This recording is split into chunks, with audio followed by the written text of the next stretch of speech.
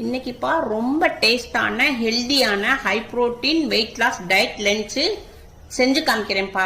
இந்த லஞ்சுப்பா அதிக நேரம் உங்களுக்கு பசிக்காது, பசி நல்லா தாங்கும், அதிகமான புரோட்டீன் இருக்கு, வெயிட் லாஸ்க்கு ரொம்ப ஹெல்ப் பண்ணுப்பா. வாங்க எப்படி செய்யலாம்னு பார்ப்போம். சம்பா கோதுமை ரவை எடுத்திருக்கேன். சம்பா கோதுமை ரவை நம்ம நல்லா உடம்ப குறைக்கக்கூடியது, அதிகமான புரோட்டீன் இருக்கு, ஃபைபர் இருக்கு.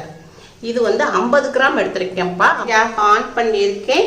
ஒரு தவா வச்சிருக்கேன். தவா கொஞ்சம் சூடாகட்டும்.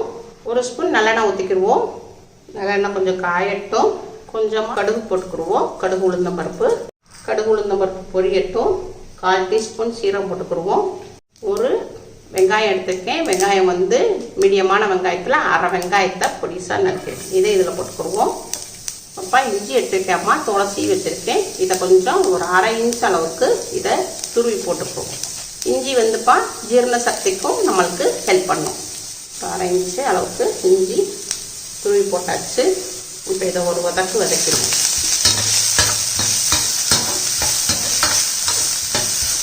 இப்போ ஒரு மீடியமான பச்சை மிளகாய் எடுத்துக்கிட்டோம். இதை கீரி போட்டுக்கிடுவோம். 2ஆக கட் பண்ணி போட்டுக்குவோம். ஒரு 1/4 டீஸ்பூன் அளவுக்கு நான் மிளகு எடுத்திருக்கேன். இதை இதில் போட்டுக்குவோம். கல்லில் லைட்டாக நுணுக்கியிருக்கேன். இதையும் ஒரு வதக்கிடுவோம். ஒரு 50 கிராம்ப்பா பீன்ஸ் எடுத்திருக்கேன். இதை இதில் போட்டுக்கிடுவோம். ஒரு 50 கிராமு பச்சை பட்டாணி எடுத்திருக்கேன். பச்சை பட்டாணி சீசன். ஒரு மீடியமான கேரட்டு பொடிசாக நறுக்கிடுவோம். இதையும் போட்டுக்குவோம். இது எல்லாத்தையும் நல்லா ஒரு வதக்கிடுவோம். இப்போ அம்மா ஒரு 50 கிராமு சம்பா கோதுமை ரவை எடுத்துருந்தோம் இல்லையா, இதை இந்த காயில் போட்டு நல்லா வதக்கிக்கிடுவோம். ரோஸ்ட் ஆயிடும். நல்லா ஒரு 5 நிமிஷத்துக்கு அடுப்பை மீடியத்தில் வச்சு நல்லா இதை வதக்கிக்கிடுவோம். இப்போ அம்மா 5 நிமிஷம் நல்லா கோதுமை ரவாவை நல்லா வதக்கியாச்சு காயோடு சேர்த்து. இப்போ இதில் தான்ப்பா அம்மா 1/2 கப்பு உங்களுக்கு கோதுமை ரவா எடுத்திருந்தேன். இப்போ இதில் அளவு தண்ணி ஊற்றிக்கிறோம்.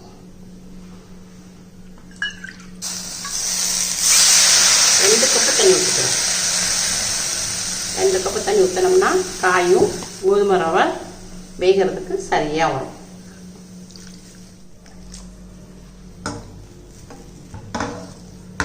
தேவையான அளவுக்கு பிங்க் சால்ட் போட்டுக்கிடுவோம். கொஞ்சமாக மஞ்சப்பொடி போட்டுக்கிடுவோம்.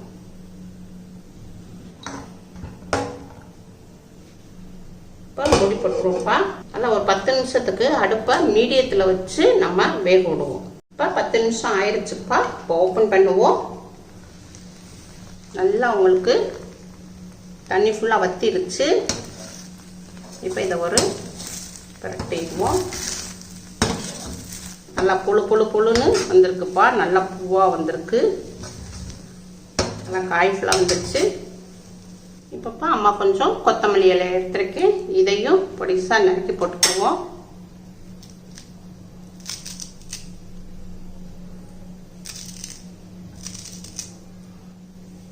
அப்போ அம்மா ஒரு 1/4 பழம் எலுமிச்சம்பழம் எடுத்திருக்கேன். இதில் கொஞ்சமாக ஜூஸ் புழிஞ்சுக்கிடுவோம். சாப்பிடும்போது நல்லா டேஸ்ட்டாக இருக்கும். ரொம்ப போடக்கூடாது, புளிப்பாக இருக்கும். சும்மா ஒரு 4-5 ட்ராப்ஸ் எல்லாத்தையும் மிக்ஸ் பண்ணிடுவோம். அவ்வளோதான்ப்பா, சம்பா கோதுமை புலாவு ரெடி ஆயிடுச்சு.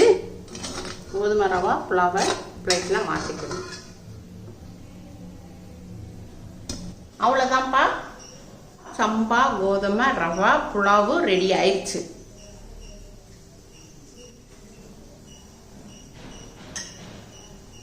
சூப்பராக இருக்குப்பா.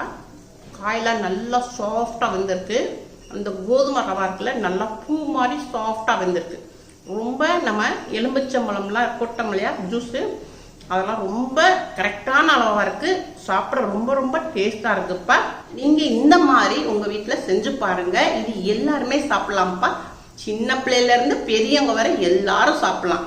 இந்த மாதிரி நம்ம காயெல்லாம் அதிகமாக போட்டு சாப்பிட்டோம்னா நம்ம உடம்புல உள்ள வெயிட் நல்லா குறையும். கெட்ட கொழுப்புகள், கெட்ட நீர்கள் இதெல்லாம் நல்லா கரைக்கக்கூடியது. உங்கள் வீட்டில் செஞ்சு பாருங்கள். அம்மாக்கு லைக் பண்ணுங்கள், ஷேர் பண்ணுங்கள், சப்ஸ்கிரைப் பண்ணுங்கள்.